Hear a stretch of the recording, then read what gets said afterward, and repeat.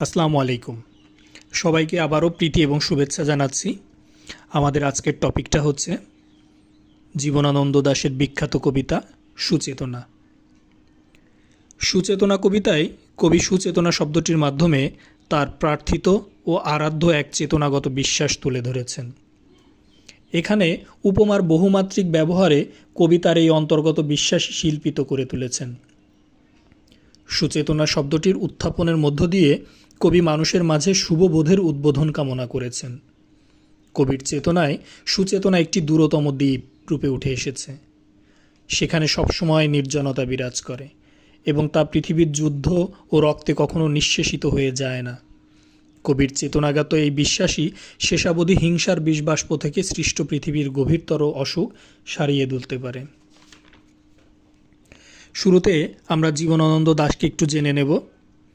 1899 সালে 17 ফেব্রুয়ারি কবি জীবনানন্দ দাশ বরিশাল শহরে জন্মগ্রহণ করেন।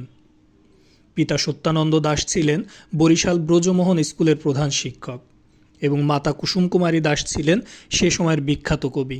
আমরা সবাই জানি, আমাদের দেশে হবে সেই ছেলে কবে, কথায় না বড় হয়ে কাজে বড় হবে। এটি জীবনানন্দ দাশের মাতা কুসুম কুমারী দাশ কর্তৃক রচিত। পেশা হিসেবে তিনি বিভিন্ন সময় বিভিন্ন পেশা অবলম্বন করলেও মূলত ইংরেজি সাহিত্যের অধ্যাপক হিসেবেই তিনি পুরো জীবনটা অতিবাহিত করেন।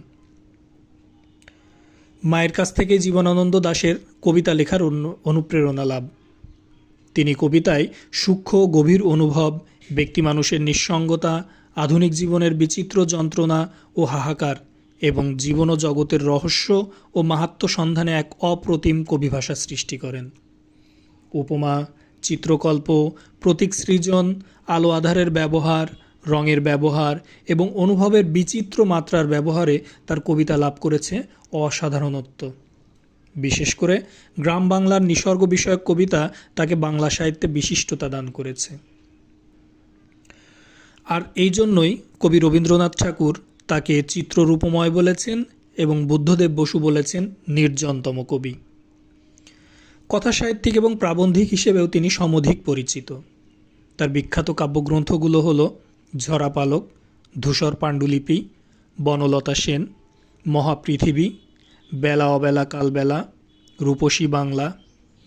প্রবন্ধ হিসেবে লিখেছেন কবিতার কথা এবং তার বিখ্যাত দুটি উপন্যাস হচ্ছে মাল্যবান এবং সতীর্থ।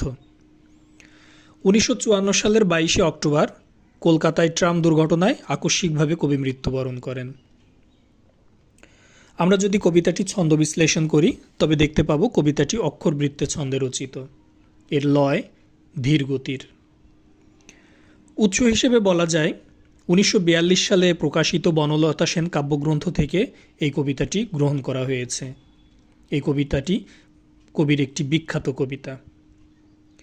মূল বক্তব্য হিসেবে আমরা বলতে পারি, সুচেতনা কবিতায় সুচেতনার কথা উত্থাপনের মধ্য দিয়ে কবি মানুষের মাঝে শুভবোধের উদ্বোধন কামনা করেছেন। এই সুচেতনা কবির অত্যধিক প্রার্থিত ও আরাধ্য এক চেতনা নিহিত বিশ্বাস। সুচেতনা অর্থাৎ শুভবোধ বা শুভ চেতনা। আলোচ্য কবিতাটিতে উপমার বহুমাত্রিক ব্যবহারে কবিতার এই অন্তর্গত বিশ্বাসকেই শিল্পিত করে তুলেছেন। এই কবিতার এই বিশ্বাস মূলত দূরবর্তী দ্বীপ সদৃশ একটি ধারণা। পৃথিবীর নির্জনতায় বিচিত্র টানাপোড়েন কিংবা রক্তপাতের মতো বিপর্যয়ে এর ব্যত্যয় ঘটে না। কবির চেতনাগত এই বিশ্বাসই শেষাবধি হিংসার বিষবাষ্প থেকে সৃষ্ট পৃথিবীর গভীরতর অসুখকে সারিয়ে তুলতে পারে। সর্বোপরি এটি আমাদের এক মুক্ত, আলোকোজ্জ্বল এবং সমৃদ্ধ জীবনের স্বপ্ন দেখায়। জীবন মুক্তির এই চেতনাই মানব সমাজের অগ্রযাত্রাকে মসৃণ করবে। শাশ্বত রাত্রির বুক থেকে নেতিবাচকতার অন্ধকার দূর করে অনন্ত সূর্যোদয় ঘটাবে। কবিতাটির নামকরণ করা হয়েছে মূলত এর বিষয়বস্তুকে অবলম্বন করে। আর যদি আমরা এটার রূপশ্রেণী দেখতে চাই তবে কবিতাটি আত্মদর্শনমূলক কবিতা, আর ভাষারীতি হিসেবে চলিত ভাষারীতিকেই গ্রহণ করা হয়েছে। এ পর্যায়ে আমরা কবিতাটি নিয়ে আলোচনা করব।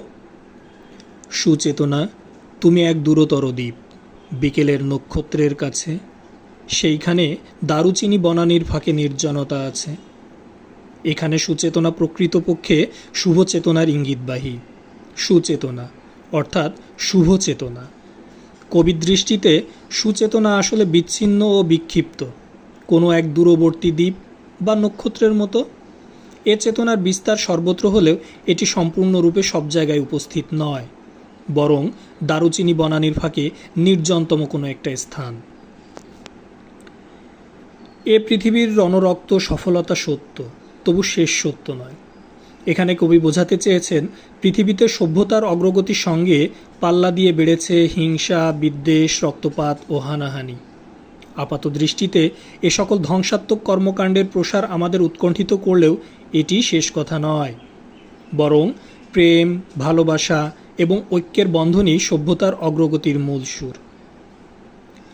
আজকে অনেক রূঢ় রৌদ্রে ঘুরে প্রাণ পৃথিবীর মানুষকে মানুষের মতো ভালোবাসা দিতে গিয়ে তবু দেখেছি আমারই হাতে হয়তো নিহত ভাই বোন, বন্ধু, পরিজন পড়ে আছে। কবি এখানে বুঝিয়েছেন মানুষের প্রতি ভালোবাসা থেকে তাদের কল্যাণে কাজ করতে গিয়ে অনেক সময় অশুভ শক্তির সঙ্গে সংঘর্ষে লিপ্ত হতে হয়। সত্য ও ন্যায় প্রতিষ্ঠার লক্ষ্যে অসংখ্য প্রাণহানি ও রক্তপাতের ঘটনা ঘটে। এই রক্তপাতে যে শক্তিকে পরাস্ত করা হয় তারাও কোনো না কোনোভাবে আমারই ভাই বা বন্ধু। পৃথিবীর গভীরতর অসুখ এখন, মানুষ তবু ঋণী পৃথিবীরই কাছে। এখানে কবি বোঝাতে চেয়েছেন হিংসা, বিদ্বেষে পরিপূর্ণ বর্তমান পৃথিবী। চারিদিকে যুদ্ধ, হানাহানি, রক্তপাত, এ যেন পৃথিবীর গভীরতর অসুখে পরিণত হয়েছে। তবে এসবের বিপরীতে অনেক মানুষই শুভ বোধকে ধারণা করে। ইতিবাচক এই বোধই মানুষকে চালিত করেছে প্রগতির পথে। এজন্য মানুষ পৃথিবীর কাছে কৃতজ্ঞ এবং ঋণী। সুচেতনা, এই পথে আলো জেলে এই পথেই পৃথিবীর ক্রমমুক্তি হবে, সে অনেক শতাব্দীর মনীষীর কাজ। অর্থাৎ সুচেতনা কিংবা শুভবোধকে ধারণ করেই ধীরে ধীরে সমাজ থেকে সকল নেতিবাচকতা দূর হবে, আর বহুকাল ধরে বহু মনীষীর প্রচেষ্টার মধ্য দিয়েই তা সম্ভব হবে বলে কবির বিশ্বাস। এ বাতাস কি পরম সূর্য করজ্জ্বল, প্রায় ততদূর ভালো মানব সমাজ। আমাদের মতো ক্লান্তিহীন নাবিকের হাতে গড়ে দেব আজ নয় ঢের দূর অন্তিম প্রভাতে। অর্থাৎ কবি আশাবাদী।